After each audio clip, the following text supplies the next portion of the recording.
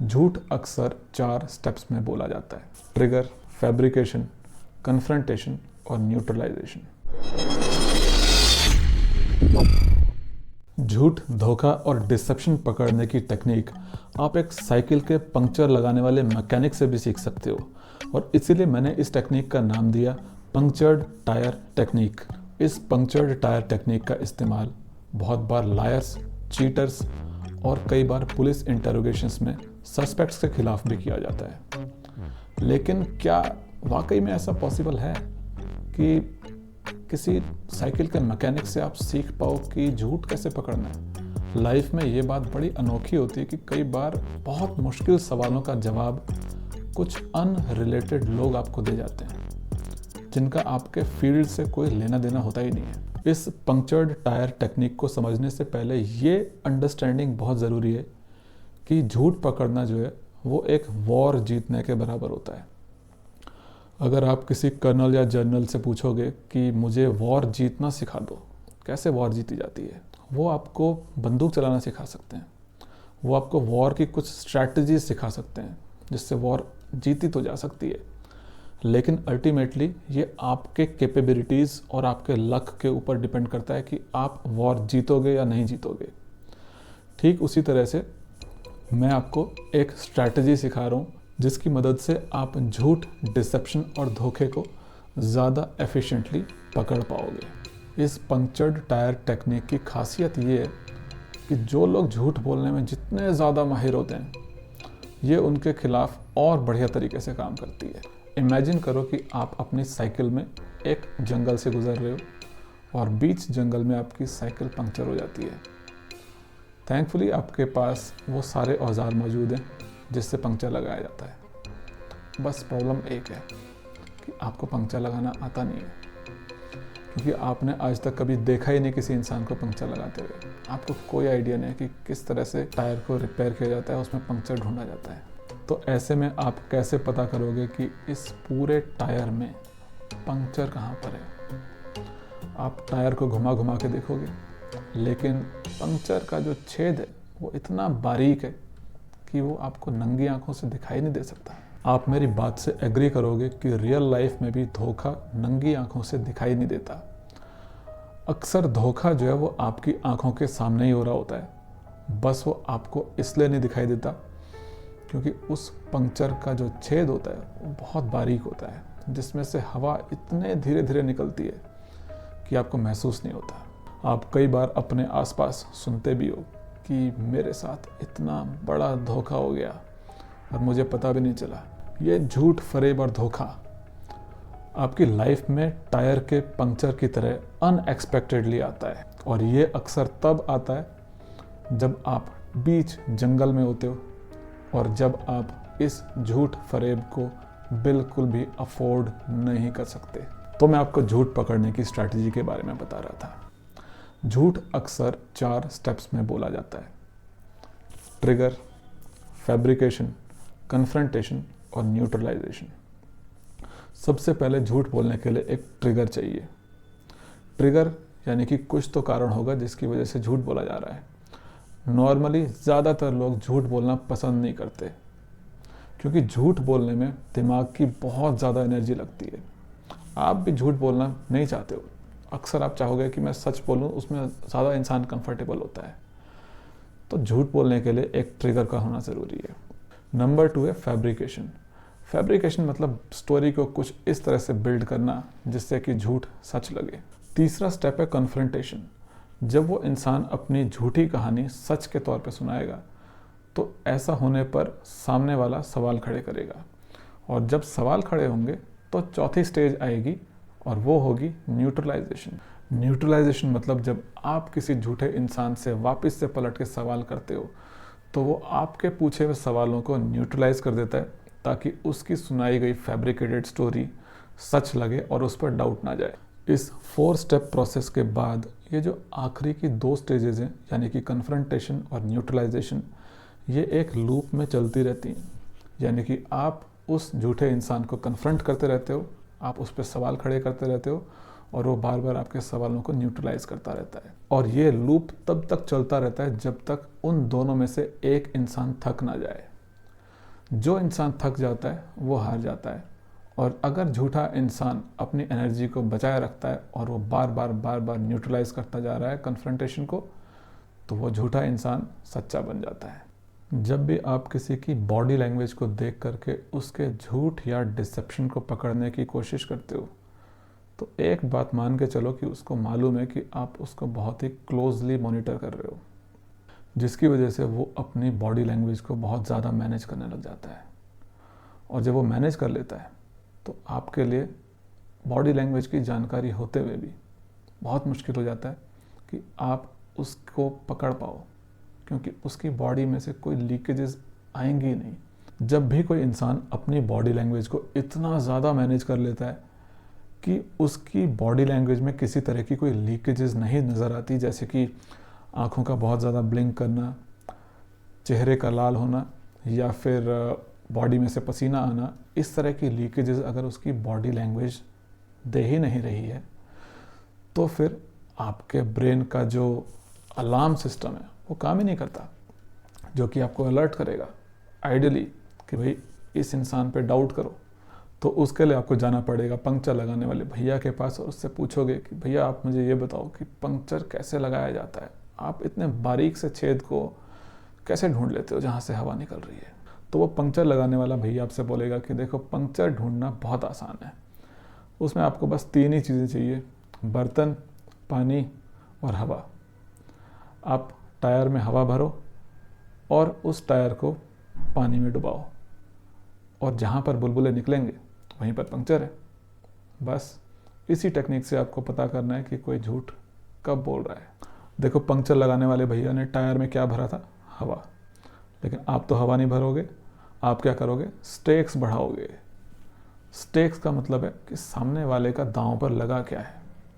अगर सामने वाले का दांव पर कुछ बहुत बड़ा नहीं लगा है तो बहुत आसानी से झूठ बोल सकता है और उसकी बॉडी लैंग्वेज में किसी तरह की लीकेजेस नहीं नज़र आएंगी। क्या उसका स्टेक पर सिर्फ एक चॉकलेट लगी हुई है?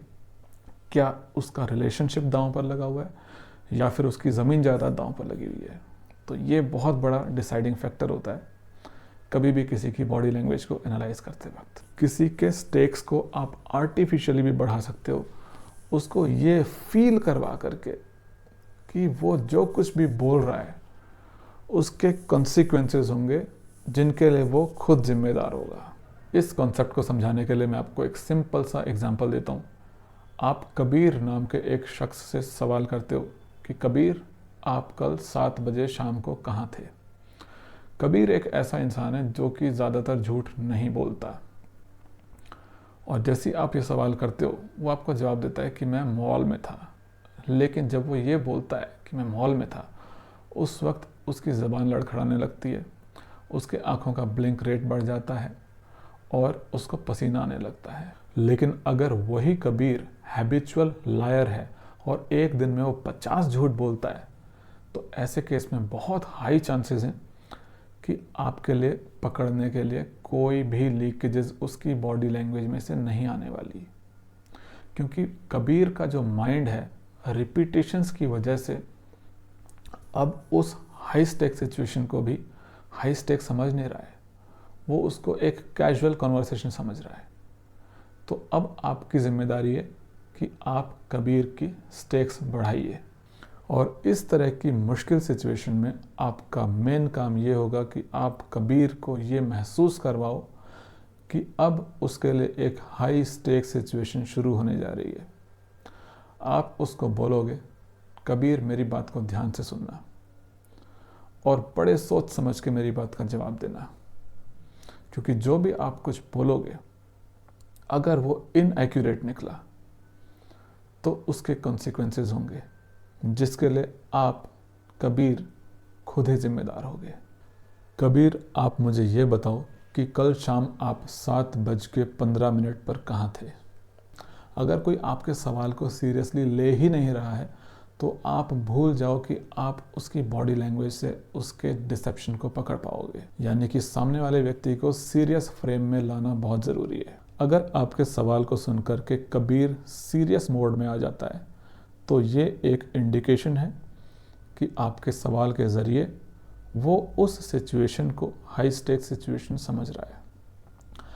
अगर कबीर कहता है कि मैं कल 7:15 पर मॉल में था, तो आप उससे पूछोगे कि आपने वहाँ से क्या खरीदा, क्या आपके पास उसकी कोई रिसीट है।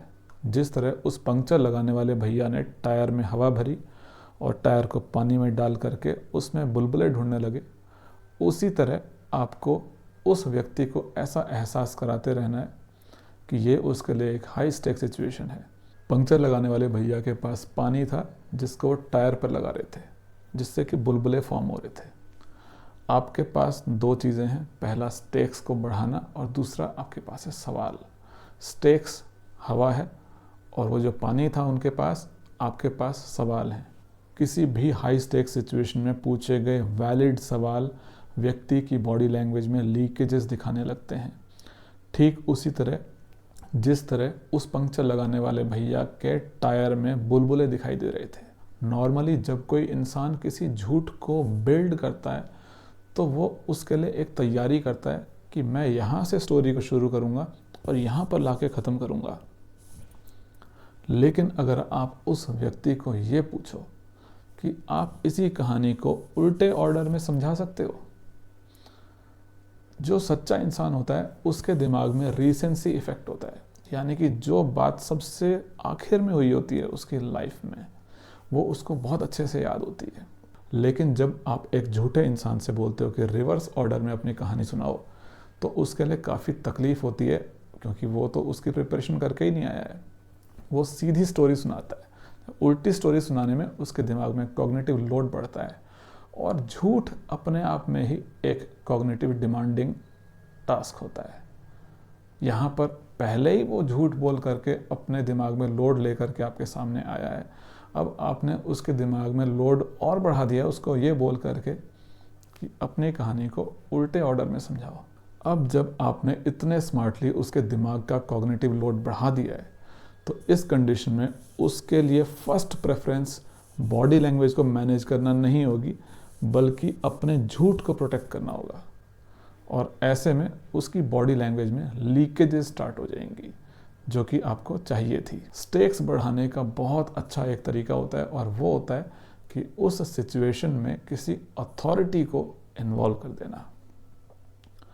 या तो आप खुद ही एक अथॉरिटी होगे, अगर आप एक पुलिस इन्वेस्टिगेटर हो या फिर एक इंटेरोगेटर हो, तो आप खुद ही अपने आप में एक अथॉरिटी हो। लेकिन अगर आप एक अथॉरिटी नहीं भी हो, तब भी आप उस सिचुएशन को एक हाई स्टेक सिचुएशन बना सकते हो, किसी थर्ड पर्सन को एज एन अथॉरिटी बीच में बैठा देना। कुछ लोग होते हैं वो कि अपने फादर इन लॉ या अपने फादर को ले आते हैं बीच में, या फिर किसी भी एक अथॉरिटी को, अपने मदर को, फादर को, किसी को भी ले आएंगे और वो एक अथॉरिटी का काम करेंगे। ऐसे केस में सामने वाला इतने आसानी से झूठ नहीं बोल पाता और उसकी बॉडी लैंग्वेज में लीकेजेस शुरू हो जाती हैं।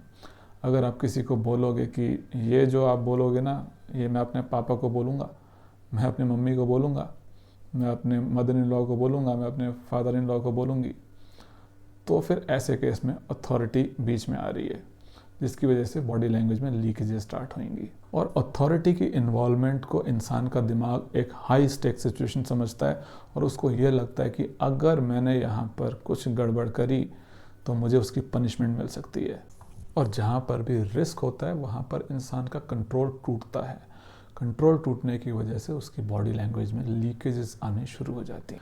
यानी अगर कबीर कहता है कि वो कल शाम 7:15 बजे मॉल में था, लेकिन पुलिस इन्वेस्टिगेशन पर पता चलता है कि वो तो मॉल में एंटर ही नहीं किया था, सिर्फ उसी केस में उसको एक झूठा इंसान साबित किया जा सकता है। एक बॉडी लैंग्वेज एक्सपर्ट कभी भी फाइनल वर्डिक्ट देने वाला जज नहीं होता। वो एक पुलिस के स्निफर डॉग की तरह सबूतों को सूंघता हुआ आता है और इन्वेस्टिगेटर को अलर्ट करता है। तो इस वीडियो में आपने पंक्चर्ड टायर मेथड के ज़रिए स्टेक्स की इम्पोर्टेंस सीखी। आपने सीखा कि स्टेक्स कम होते हैं तो झूठ बोलना आसान होता है, लेकिन स्टेक्स बढ़ाए जा सकते हैं। झूठ पकड़ने की सारी टेक्निक्स में सबसे मेजर रोल प्ले करता है कॉन्सिक्वेंसेस का खौफ। ये वीडियो सिर्फ एजुकेशनल पर्पस के लिए थी। Lie detection is a complex process. सीखी गई जानकारी का उपयोग एथिकली करें ओवर कॉन्फिडेंस में आकर किसी को बिना सबूत के झूठा साबित ना करें।